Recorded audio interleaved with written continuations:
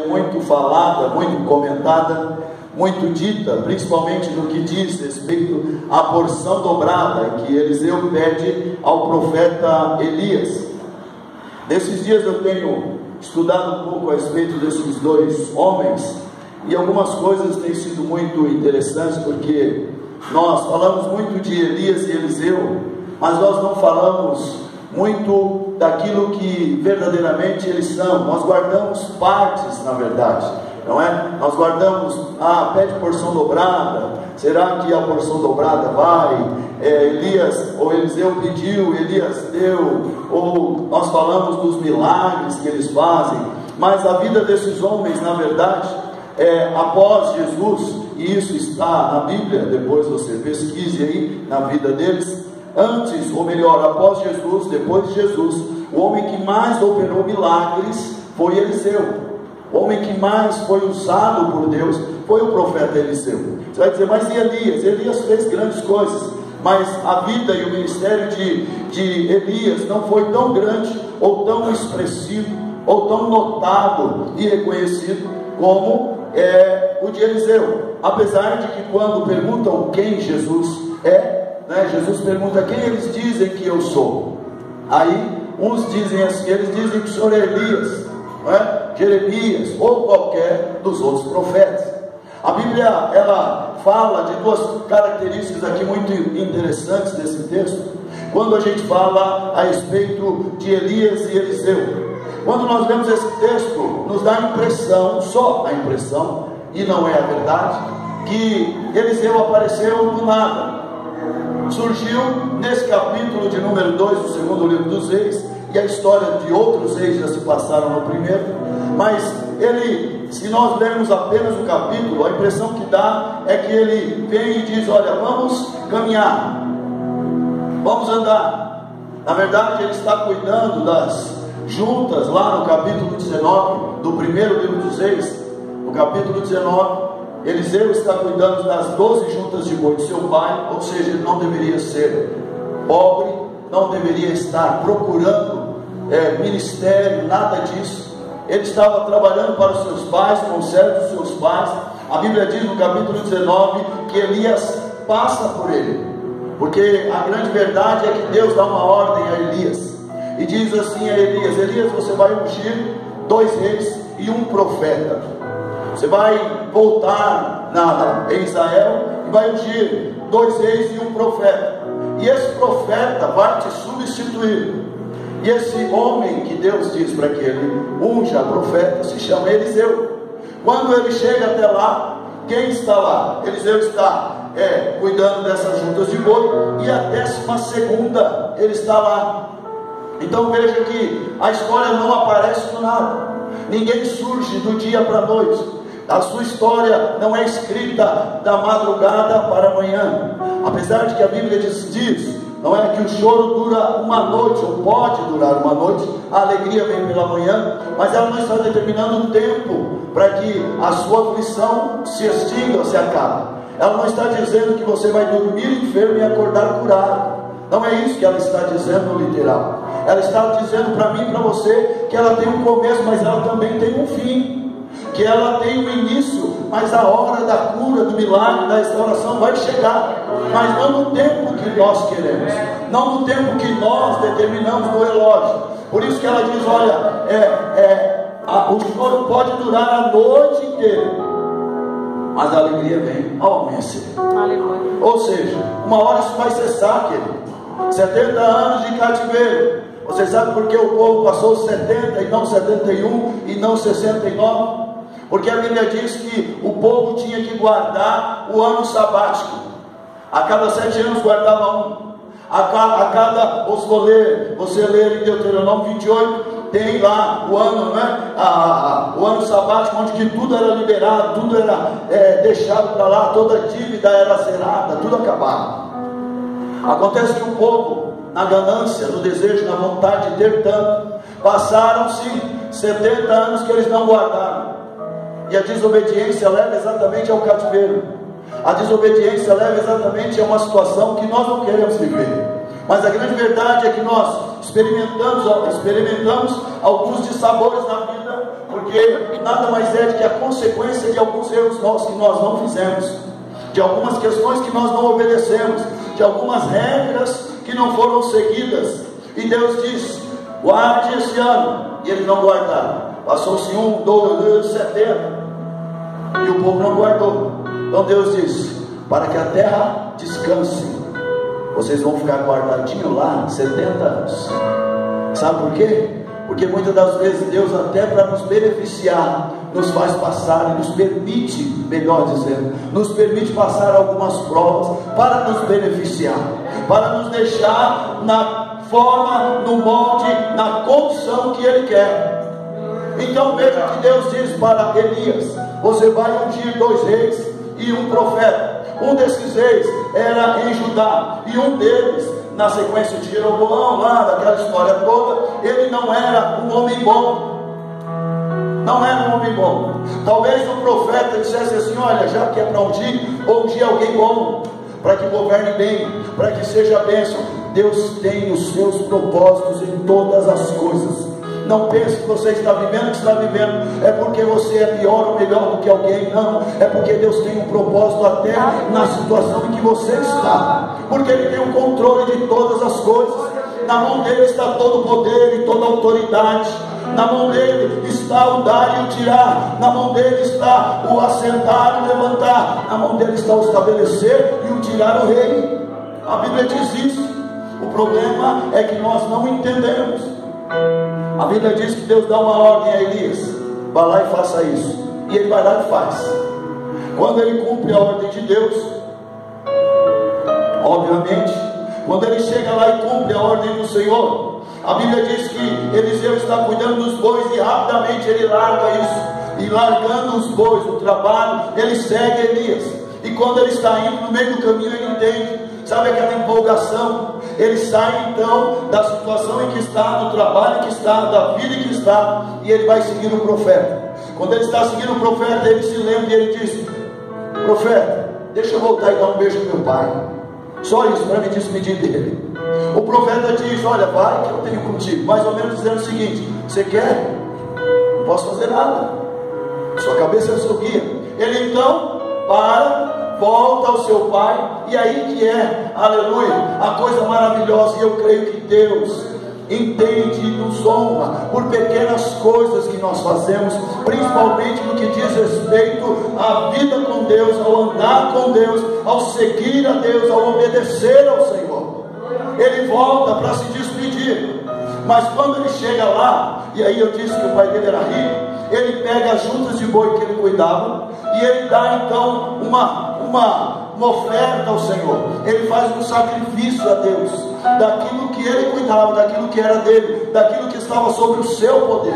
Então ele volta para despedir do pai. Despede, sim, mas a Bíblia diz que ele faz um sacrifício, mata todos os bois, junta todo mundo para dizer: olha, a partir de hoje eu não trabalho mais com bois. A partir de hoje eu trabalho para Deus. A partir de hoje, aleluia, eu não cuido de bois. A partir de hoje eu vou honrar e servir ao meu Senhor, Deus Todo-Poderoso.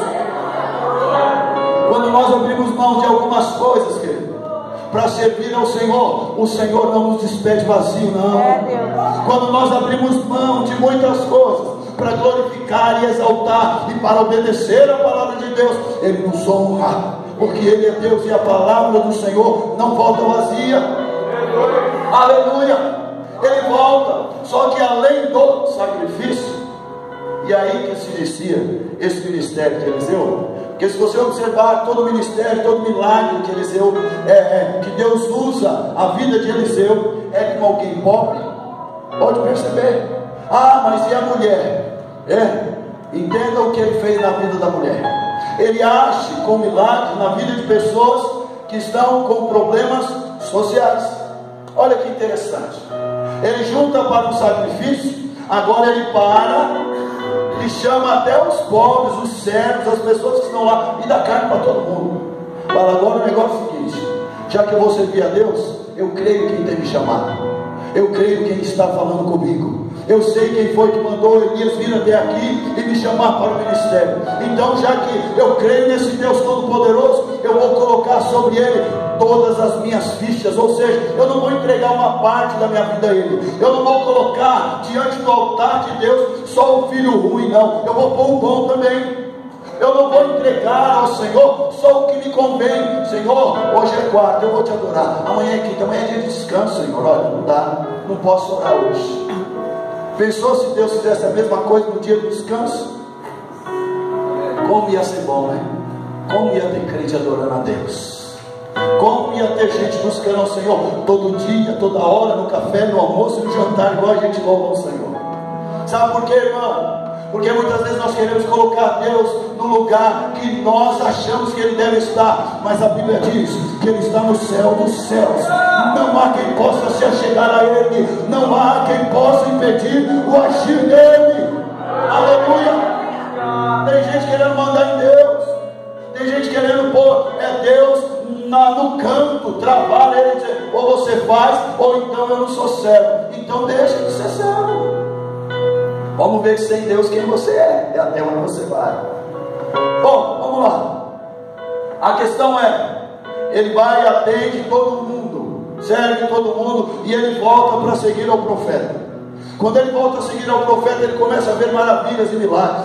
Ele começa a ver aquele homem agir. Ele começa a ver Deus trabalhar. Querido, quando você se entregar de fato, de verdade a Deus, quando você colocar o seu ministério nas mãos do Senhor, quando você colocar a sua vida, aleluia, como convém na mão de Deus, não é no dia que você acha, não é na ação que você gosta, não é naquilo que você entende, não, é naquilo que Deus quer que você esteja, é naquilo que Deus quer que você ande.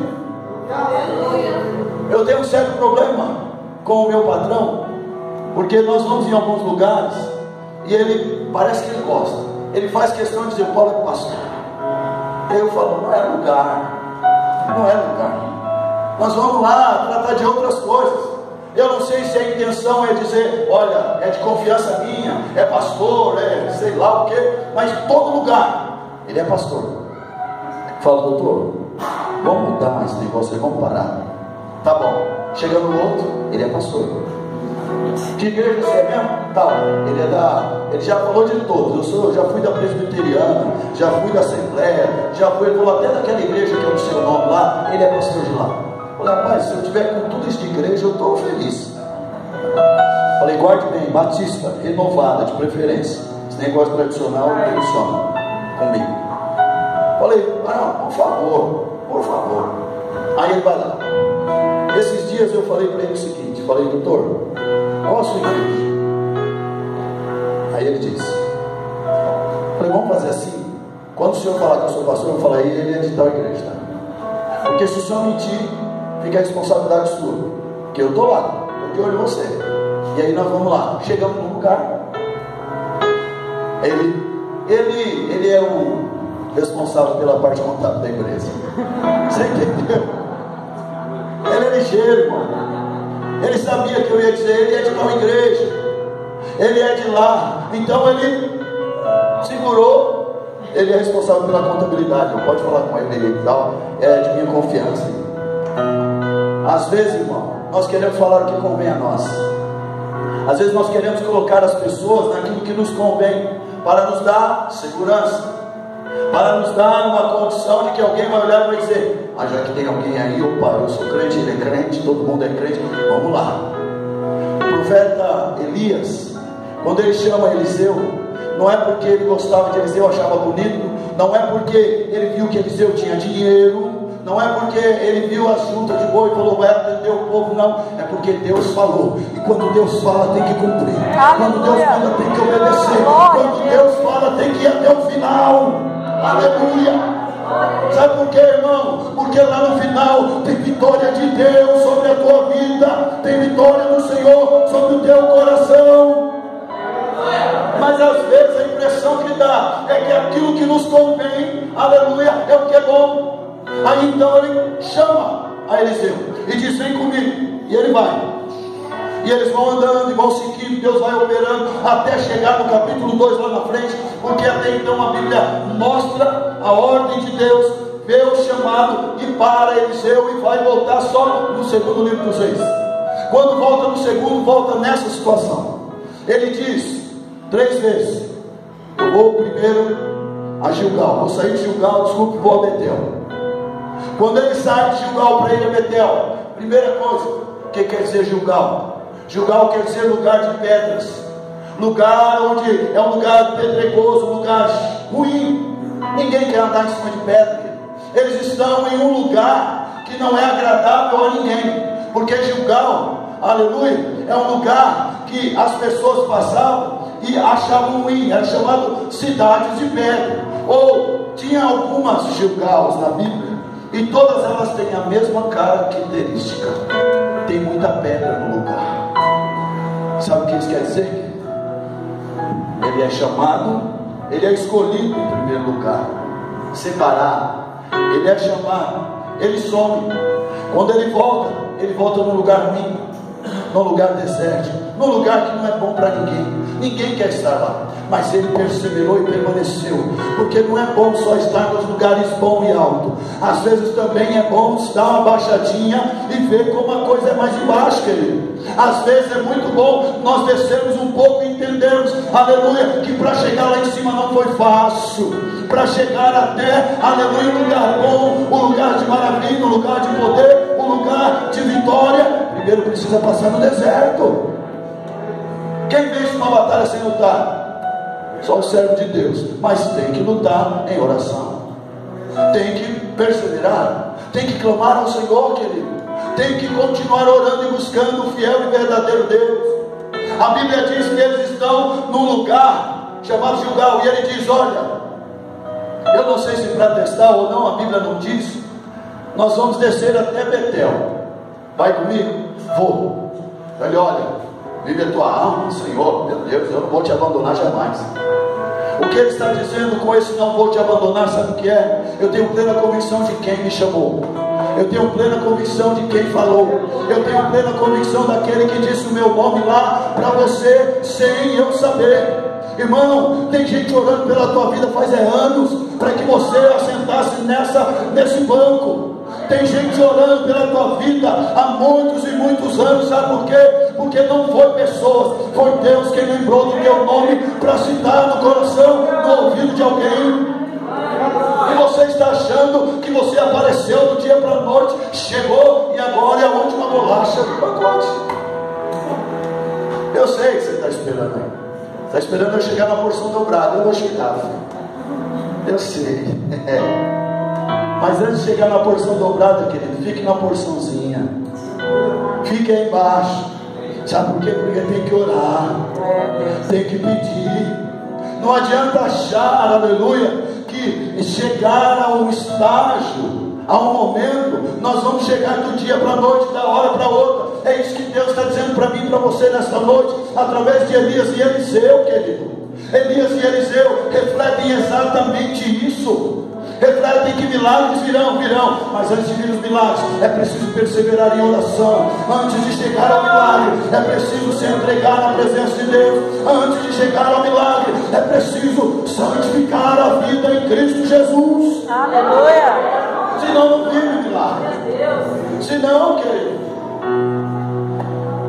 ele aparece e diz: vamos a Betel. E ó, todo mundo sabe, Betel quer dizer casa de Deus.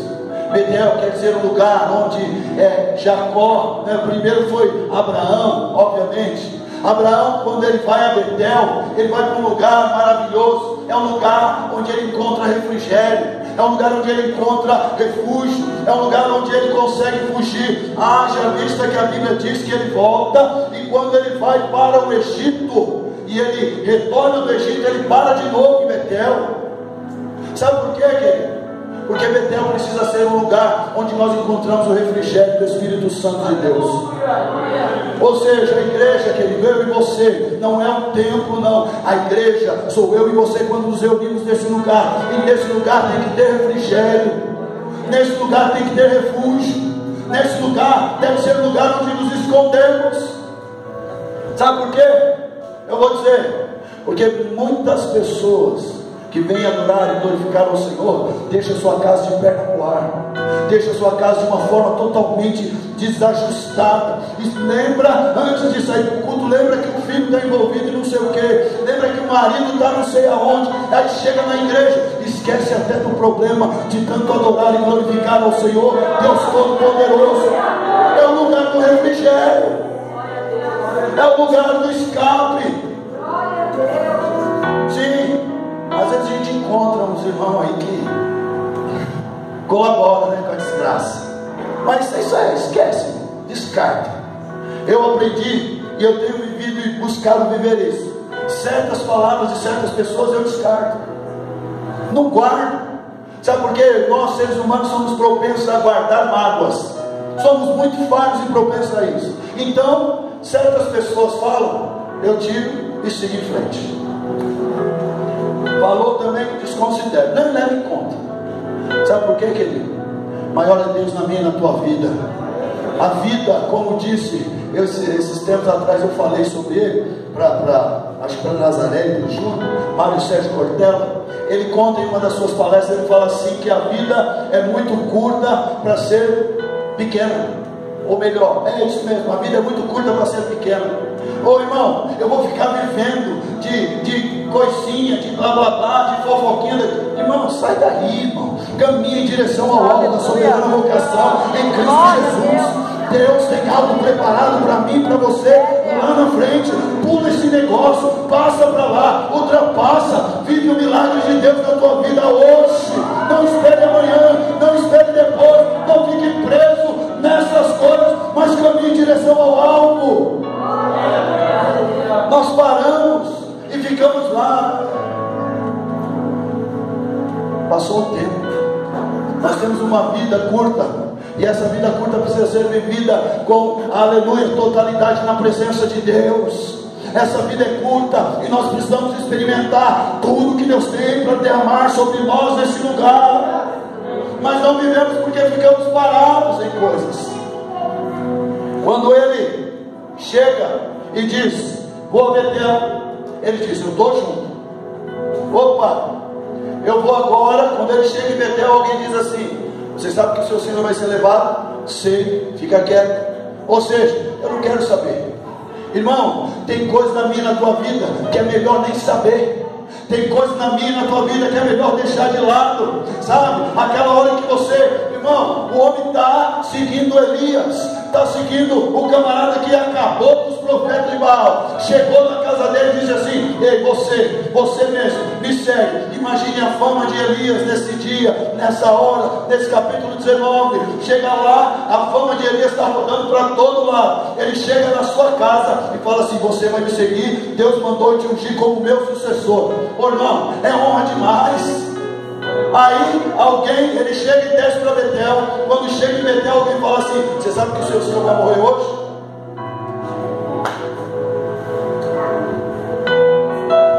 Tem gente que está doido para você desanimar. Tem gente que está esperando só uma oportunidade para você falar assim, tudo bem, estou fechando a Bíblia e estou indo embora. Mas não vai conseguir em nome de Jesus.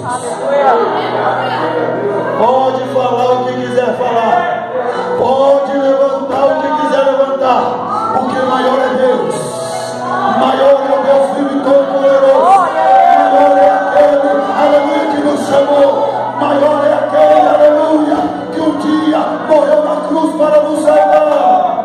Aleluia! Maior é Ele, irmão. Ele desce, quando ele chega com Elias, imagine Eliseu com o peitão estufado. Eu sou servo desse cara aí, que faz milagre. Eita, lá, maravilha, coisa boa. Eu estou com ele lá. Lembra aquela época de criança da escola que você apanhava lá? Eu também, lá no Dom Paulo. Era assim, não apanhei, não, mas cheguei perto. Estou com forte lá, estou com bonzão. É, com esse aí. Ele me defende, qualquer problema fala com ele. Irmão, quem que ia falar uma coisa para Elias? Depois de acabar com 450 profetas de Baal e mais 400 de Azera, quem ia falar com ele? Ninguém.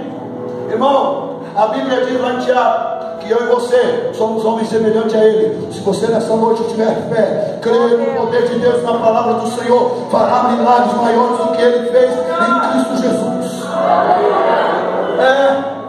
A Bíblia diz em Tiago: somos homens semelhantes a eles, foram iguais a nós. Ou seja, se eles fizeram porque creram no Senhor, então vamos crer da mesma forma e vamos viver os mesmos milagres. Aleluia. Quando ele desce para Betel, alguém diz: sabe que ele vai morrer? Rapaz, se eu sou Eliseu, eu digo assim: você não viu o que ele acabou de fazer? Você não viu? Mas se é o Senhor, tudo bem. Ele volta, vai embora. Ele fala: olha, agora eu vou para Jericó. Jericó, sabe o que é, querido? Jericó é desbaratar o inferno. O diabo está cirandando, está fazendo, está acontecendo. O diabo está impedindo, aleluia, a ação de Deus sobre a tua vida. Está tentando, não é? Agir, fazer, acontecer. Qual a primeira vez que a Bíblia fala de Jericó? Como empecilho para o povo alcançar Canaã. A primeira barreira para o povo chegar até a terra você tem que conquistar Jericó. Eu não vou dizer para você ficar dando 7 voltas na sua vitória, porque na verdade não foram 7, foram 13. Só para